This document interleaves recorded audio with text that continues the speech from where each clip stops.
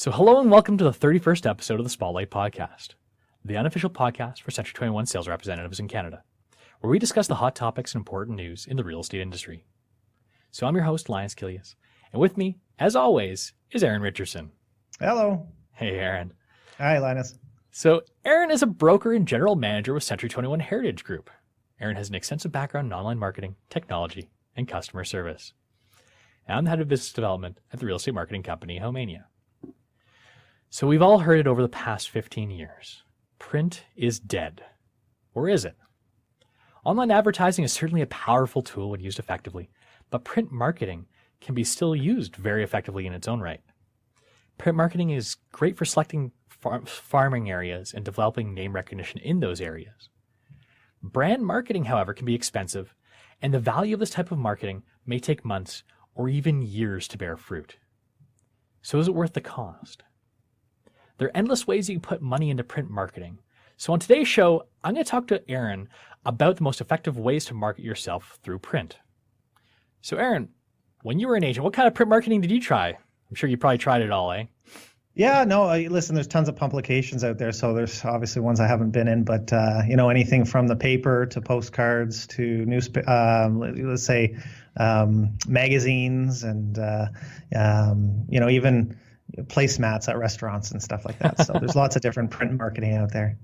So the big question then of the day is print marketing dead? Is this something that people should be investing their money into, their hard-earned money? Well, I mean, as long as you're getting a return on your investment, I guess anything is you can qualify it or quantify it. And I believe print marketing, if done properly, is very effective, and it's different ways and different measures. So you just have to decide what it is you're going to do and do it really well. As I mentioned in my intro, it's very difficult sometimes to measure the success of brand marketing because you're getting your name out there. They might not be tied directly to specific sales that you make, right? So Right. What's the best way to gauge if you've got a successful advertising campaign? Is there a way to do that? Oh, there's different ways to gauge and quantify your response on your advertisement in terms of whether it be I guess people do coupon codes even, and you can do that. I can get into all those different types of things to try and measure your response rate, whether it be on a call or, some people have come up with their own phone number just for one type of ad. So the phone number that calls in on that number, that it's coming from that ad, or dial this number and, hit 213 to get the information you're looking for. All the Craig Proctor style stuff is all measured because they have ways of telling you where the ad came from. But you have to incorporate that piece into your advertising if you want to measure it.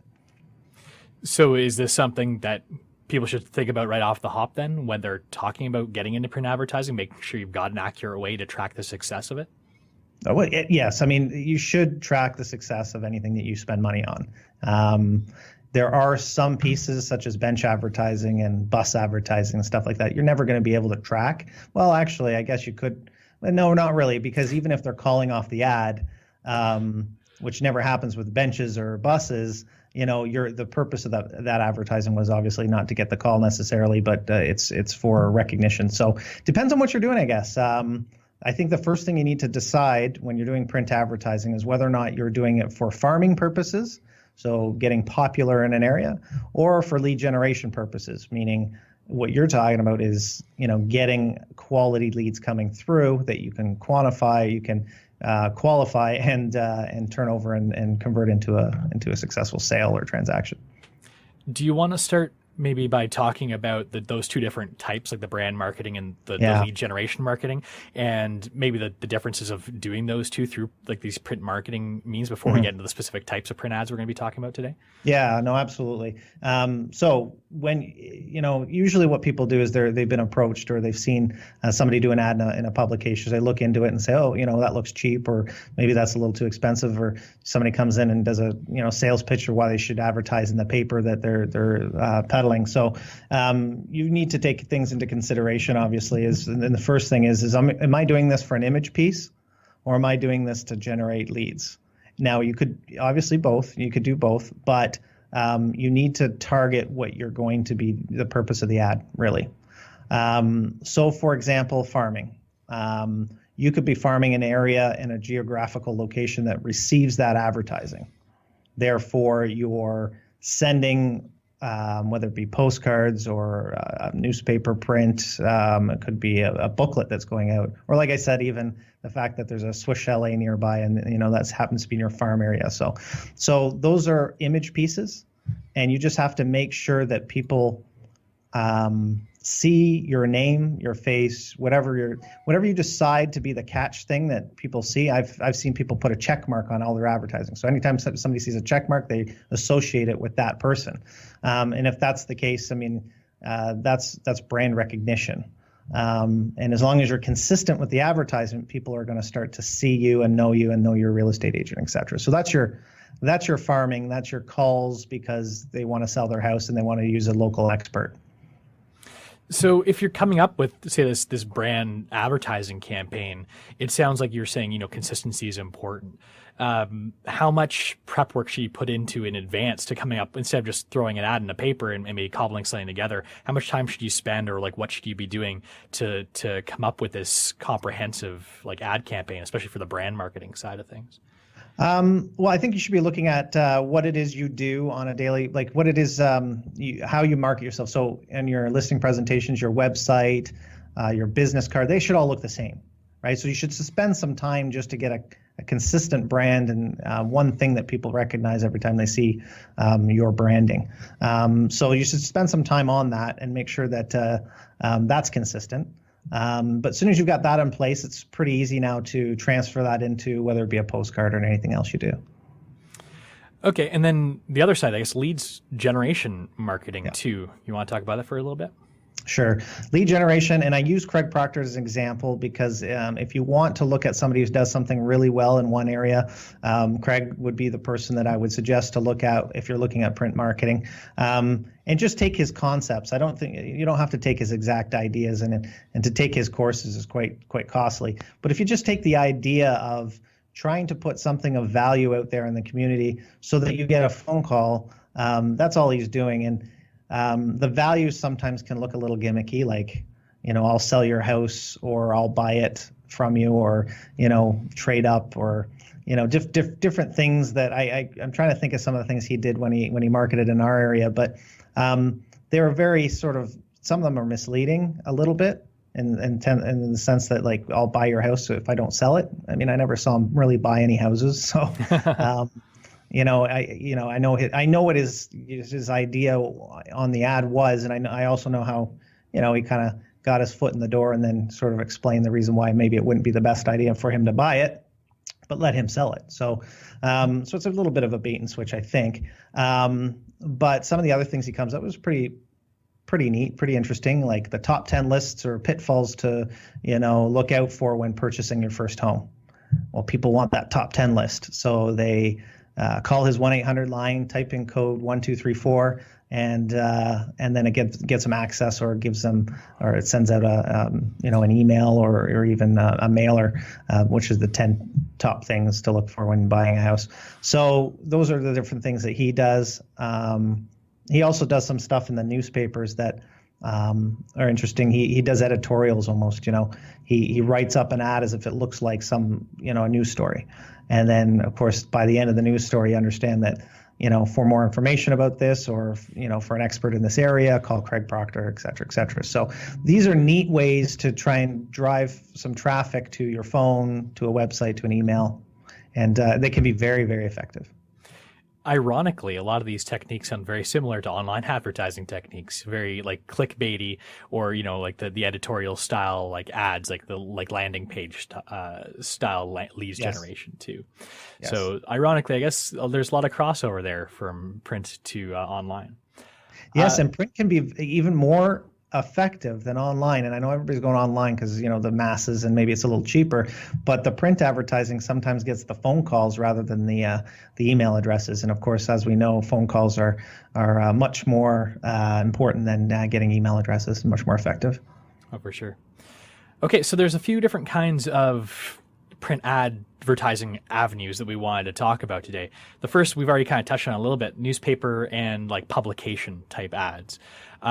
So first off, how do you identify a good newspaper to get into? Is it a matter of just figuring out what the demographic is of the readers, the geographic location of where they're circulated? What do you look for when you're looking for a newspaper to advertise in? Yeah, I mean, I would look for viewership, find out how many publications go out, how much are read. I mean, you can send out 20,000 newspapers to all these different businesses, but if people are only picking up 2 out of the 20 that's been shipped there, it's not well read. So you should really look and make sure people are reading the publication you're putting out to. Geographic area, areas of interest, as well as it could be your background in terms of language you speak, for example. There's Persian publications that have 50 or 100 Persian agents in it, and everybody wants to be in this Persian paper because the Persians read the paper and they speak Persian. So they go into it. I'd almost rather see somebody put a Persian ad in an English newspaper because they're standing out as being the only one in there rather than grouped up with 50 different agents. So you got to take everything into consideration. Yeah, I thought your comment about circulation versus readership was kind of interesting because it hit home a little bit. There's a local paper in Kingston where I'm from, and I've tried to cancel it so many times. It's just a free publication that they drop off. I'm sure most communities have something similar, and we never read it. It just pretty much goes straight in the recycling bin. I've tried calling them, trying to get them to like just skip my house just to save a little bit of paper for the environment and such, and it just doesn't go away. Like no matter how hard I try, that paper is going to come every Wednesday. So that is circulation number, but it's not a readership number. So I imagine there's a big difference between something that people pay and buy as opposed to something that's like even just like a free publication like that too. They're not necessarily getting read if they're just getting dropped off at people's doors. So I went in a publication once, and he says he's sending it to all of the city I lived in, right? So all of Newmarket was getting it. In fact, a lot of Richmond Hill, and he said it was 50,000 and all the rest of it. And I was surprised. He gave me exclusivity on the back page of this thing for like $300. I was like, wow, this is a deal. You know what? I tried to get a hold of them to get a copy, and I never saw it come to my front door, and I've never seen it around town. And I wondered if it had ever been printed or and sent out. So you do have to be careful. If it sounds too good to be true, maybe it is. So Eryn's been scammed before. We're not all immune, eh? Yeah. So are there any newspaper publications like that you might want to avoid, like maybe some less reputable ones, or maybe the scammy type that you mentioned there? I guess you want to do your due diligence on the reputation of the paper or the newspaper or whatever it is to first off make sure it exists, like in Eryn's case there. But are there any ones that you should maybe be careful about? Well, especially ones that only real estate agents read. The one that I'm thinking of right now is, and I brought this up in the last other podcast, but REP magazine, so Rep magazine, Real Estate Professional magazine, that comes out and it goes to all the real estate agents across Canada, and they often, try and get you to advertise in their publication. But in order to do that, what they do is they do their top 50 list of the women in the industry or top 50 agents across Canada. And of course, you're excited to be able to be nominated for this, so you put your nomination in and put your statistics in there. And sure enough, next month comes out, you're one of the top 50 agents in Canada. And I've seen that list. I've seen the publication, and I've seen somebody that's done $15 million in gross commissions beside somebody who did 15,000. So when you're in something like that, obviously, just show your people on social media and Facebook that you're one of the top 50 agents in Canada's, it's a nice thing to go into. But at the same time, what kind of reputation are you getting in a publication that to me now has, really soured, my version of, if you're in Rep magazine, I mean, I consider it lowbrow now because obviously anybody can be in there because all you have to do is submit your name. So yeah, you be careful of stuff like that. I'd be associating myself with magazines that are demographically what you're selling or what you're looking to sell. There's some high-end magazines. There's a really nice one. Actually, it's a company that I think it's a brokerage that actually produces it. up in cottage country, and it's just beautiful, and nothing's under $5 million in this magazine. It's absolutely fantastic. So, if I'm in that magazine or if somebody's in that magazine, you just get that high quality 5 million plus type feel. You got to be suit, tie, and a Mercedes and all the rest of it. So, or do you want to be in a publication that's read, at the supermarket next to the farm area you're in? So yeah, just choose wisely and try and be as effective as possible and be consistent. Yeah, it sounds like good advice. You're working on your image. You want to make sure your image is properly portrayed in whatever the publication you're sending it along in. So another question for you too. Then you mentioned, the publication that didn't exist that scammed you. You got exclusivity on the back page. How important is getting like the premium pages or like large ads as opposed to maybe like a smaller ad too? Like, is it worth the money to get a whole page in a newspaper, for instance? In some cases it is, and negotiate it. So actually just yesterday, one of the agents in our office came up and she showed a copy of the ad that was going on the back page of something in a small community, and it was a pizza place that had put it all together. They went to a marketing company, and the pizza place is sort of sponsoring the marketing and getting people to sign up to do advertising. And if everybody gets together and let's say there's 20 businesses in the area get together, the actual cost to be in that publication comes down drastically. So what she did was negotiate to have exclusivity of being the only real estate agent in the publication and get the back page, which is kind of you have a 50-50 chance of somebody picking it up and seeing your face. So really, really good placement. And she was like an eighth of a cost of if she did it herself. So very effective. She did it for the right reason. It's in her farm area. So very, very good opportunity for her to get well known and recognized. The only thing I would have said if I had to look at that ad in terms of, maybe helping her out a little bit would be to try and have a good reason to call. One thing is to see your face all the time and be popular in an area. That's fine. But if you can get that one extra call or two extra calls because of a value you're going to get. And I'm not talking discounted commissions either, because everybody just jumps. That's the easiest thing for people to do is I'll do it for next to nothing. Call me. Be very careful about that. And in fact, we have a policy that we don't print our rates. So we can't do that because if remember when you're doing a publication, first of all, follow all your codes of the conduct within whoever's policing you. So, and then also be careful because it's actually the brokerage that is advertising. You're just an agent with a brokerage. So anything you put in publication has to be backed up by the brokerage. So if you put an offer in there and somebody comes, the brokerage has to honor that offer, whether it be with another salesperson in the company. You got to be careful about stuff like that. So that's why we have those policies. What's the effectiveness of putting like listings, like either sold listings or listings that are for sale in like newspaper print publications too? You see that quite frequently. Is that something that gets a lot of traction, or should you just more be like focusing on yourself? No, people want to see that you're successful. Sales are the number one tool for showing success. And if you're selling things and you got solds, it just shows that you're an active agent.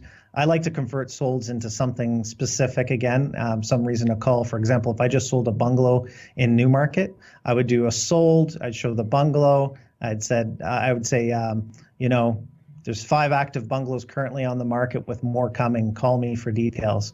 Or, looking to sell your bungalow. I'm a bungalow expert. Give me a call.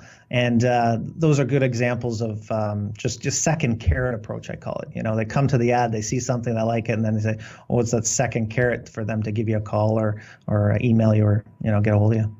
Well, you heard it here. If you're looking for a bungalow, call Eryn. He's your bungalow specialist. So speaking of putting just listed, just sold in print publications, why don't we talk about just listed, just sold postcards too, because that's another very popular marketing strategy that many agents employ. First off, are these effective?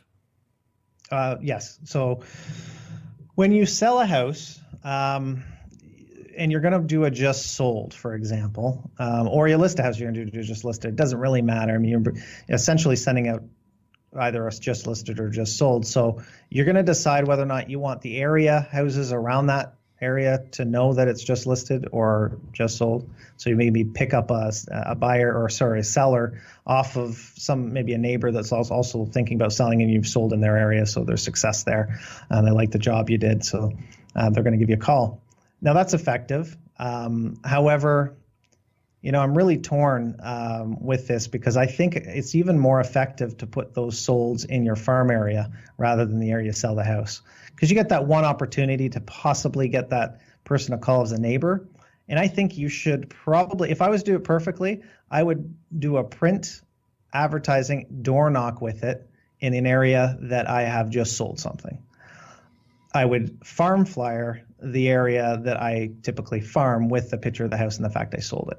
So it's a kind of a two-prong approach on that. I'd still do both, but because both can be effective, but the importance of actually keep rotating into just listed and solds in your farm area is so important. They need to know that you're active. And I know we talked about this either last episode or a couple episodes ago, like using it as a door knocking technique, coming and saying, hey, like this listing down the street just sold. Is that what you kind of use as a technique to get into that area that you did just have a sale to try and get more listings in the area? Do you want to talk about that a little bit then, in case anyone did catch last episode? When you just list something, you should be door knocking the area just to let everybody know it's just come onto the market. Then when you do an open house, you should be inviting people to your open house. And then when you sell the house, you should be door knocking and saying, just sold, for the purpose of doing a market evaluation of your house, it's sold for. You can tell them the sold price because you're, giving them an idea of what their house is worth. So these are the right reasons, obviously, to door knock in an area that you just had a just listed, just sold, and following it up with following with a flyer. I don't think I would do that. I'd drop it off while I'm there, but I wouldn't necessarily just send out because they really don't know you in that area yet. And I'd rather take that money that you're going to spend on flyers and put it into an area that you've been already sending 50 publications to over the last 50 weeks or whatever. For sure. So what's important to put on the just listed, just sold postcard? Obviously, the listing that just sold or was just listed. Is there anything else? I guess you want some of your own branding there that we talked about before, that kind of consistent branding image that you've got for yourself. Is there anything else you can put on there too, or do you just keep it simple? Listen, the most important thing when you're doing print advertising from a farming perspective, even from a lead generation perspective, is keep it simple. Do not put too much information on there. People often... and I see it all the time, and I'm correcting postcards and flyers all the time for people. Make your name as big as possible. Make your picture, whatever your branding is, has got to be the most important thing on that piece of paper, because that's for farming. They want to know it's you. You want to get your name out there. The other thing is the call to action. So what it is, why are they going to call you? So as a free home evaluation is always a very popular one. So you just sold somebody's house, just sold. If you want to know what your house is worth, give me a call. As a very a small example of what you could do. But don't start putting 50 different reasons to use me as a real estate agent. I give this, I give that, I do that. Don't, it should be a very simple, branded, less is more approach when it comes to any type of print advertising.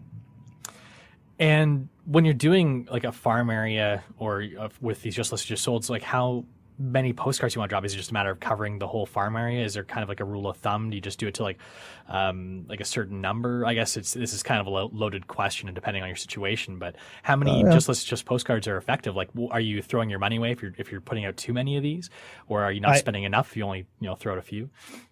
I like your questions, because these are all things that are really important to hit on when you start even farming or sending out public. Yeah, when you say less is more with regards to the information on the advertisement, when it comes to choosing an area and how many to send out, I think what was best said is less and more often.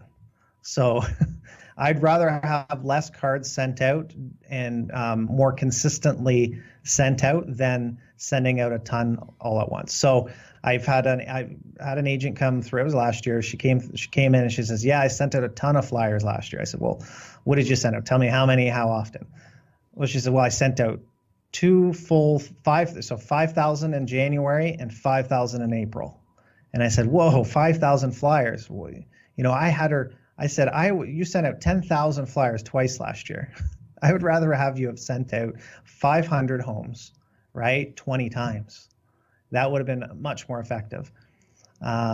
So it's the consistency that people see you. And got to remember, there's only 2 people in one area thinking of selling in the next 2 months, maybe. So, but the next month there's 2 more, and then 2 more. So you've got to hit the right timing with people. And if your face is in front of them consistently, they'll pick up hopefully the phone and call. So, I mean, we touched on this a little bit before when we were talking about using the just listed, just sold as like a bit of a door knocking excuse to go to people's doors. Now, does it make sense in your farming area to use just listed, just sold as like an excuse to stop by too, or is this just something you should do like around where the listing's sold? I mean, maybe those two coincide, but is that just like a waste of time? Should you just do postal drops for your farming area, especially if you're doing it very frequently? Or is this a good idea to get your face, like your actual face, in the area, dropping these off too? Yeah, I still go back. If I'm going door knocking, I think it's more effective. Not in the area that I've sold. So if I've sold something and dropping off a little publication, say I've sold in your area, I'm okay with that. But if you're in your farm area, I would be just taking your business card and putting it in the door. Don't drop off a postcard in your farm area, because they'll see it as more of a solicitation. They'll see it as a junk piece, more than if you put your business card in the door. They actually, if you put your business card, they think that you've been there. So in your farm area, do your business card. In the area just listed, just sold, I think it's okay to put a just listed or just sold flyer in there. Is there any other kind of print marketing that you want to touch on? There's other things that we talked about off camera, like even like placemats and restaurants and such too, right? Like, is there anything else that you found effective that we haven't talked about today? Oh, let's think about that for a second. Yeah, I can think of some ineffective things.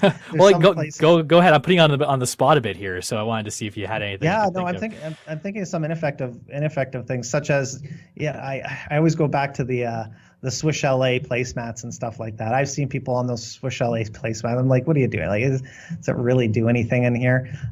It's kind of like the bus, right? If you happen to be the #1 name in town and you go on the Swiss Chalet placemat or something like that, I get it. You just more places to see your face. But often I get these agents that just got into the business and they had Swiss Chalet call them and they just spent $1,000 in this placemat and they think they're going to get calls off of it. And I'm like, take that $1,000, come back to me, get that $1,000 back, come to me and we'll get you a better publication to be in. At our office, we get, let's say 50 agents together.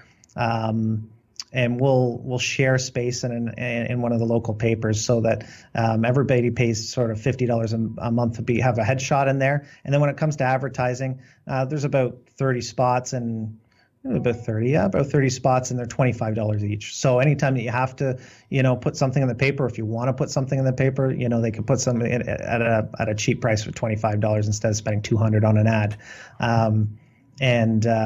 I think what's important is that you do think about the ad you put in there and don't just throw something that's listed. I mean, try and really think about what why are people gonna call you, right?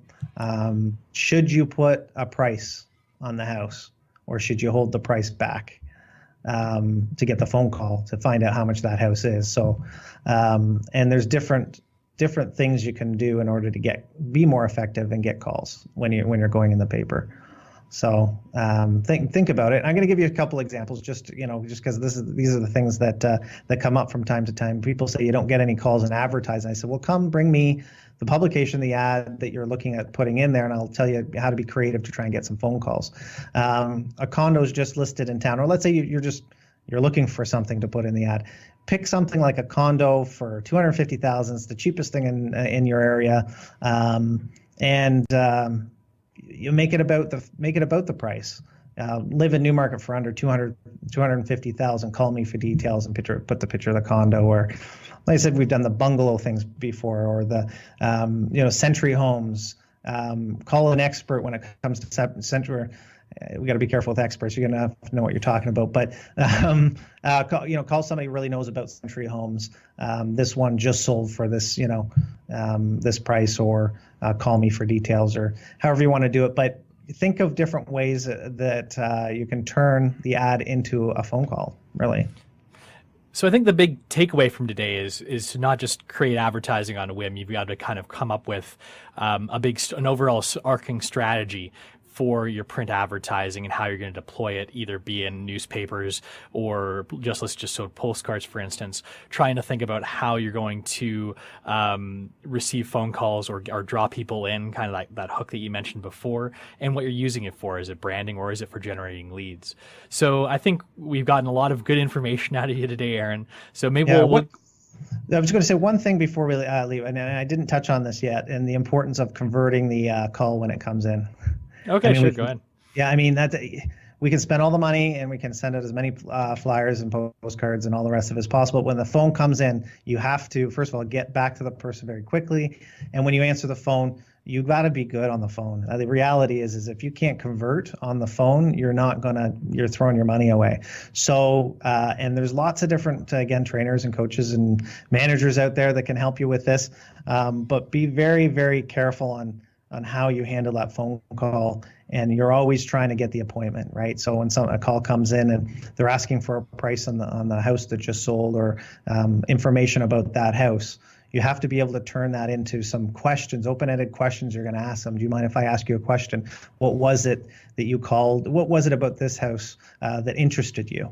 And say, well, we really like the backyard. And so actually, you know what, now that you mention it, and a house, I hope you don't mind being on the other side of town. It's a fantastic area, but one just came out with an even bigger lot. This one's sold, but maybe you'd like to have a look at that. Something along those lines. You've got to be able to create it into an appointment or a showing or something. So that's very, very important. Yeah, for sure. And I mean, you might spend $1,000 on an ad and get 2 calls from it. So those calls basically cost you, say, $500 each if you're doing the math for that specific situation. So I guess you've got to treat it like that, right? You spent $500 on that call. You want to make sure it turns into something. Obviously, that's probably not how much money you're going to be spending, hopefully, per call coming in, because I think that'd be a horrible waste of money maybe with those numbers. But you get the idea. Those calls coming in are expensive. You actually kind of paid for them through the advertising directly. So converting on those and turning those into customers is obviously very, very important, something to consider, like you're saying there, Eryn. Okay, so I think we're going to close the show off there then. So if you like the show, subscribe to our show on Stitcher, iTunes, Google Play, or wherever you find your podcasts online. And please don't forget to leave us a 5-star review on those sites, because it really does help. You can watch this and past shows at spotlight.century21.ca/podcast. If you need to reach us, you can email us anytime at podcast@homeania.com. That's podcast at HOM as in Mary, EAN as in Nancy, IA.com. So this podcast was brought to you by the Spotlight Marketing Program, an exclusive market package available only to Century 21 agents in Canada. Spotlight provides agents with a comprehensive marketing strategy for their listings. We provide high-quality HDR photography, stunning HD video tours, a cutting-edge responsive website, and an extensive advertising system that helps sell your listings faster, sell them for more money, impress your clients, and generate leads. Find out why so many top agents are using Spotlight by visiting spotlight.century21.ca today. Everybody, thanks for listening. Eryn, thanks again for hosting. Have a great week. Thanks, Linas.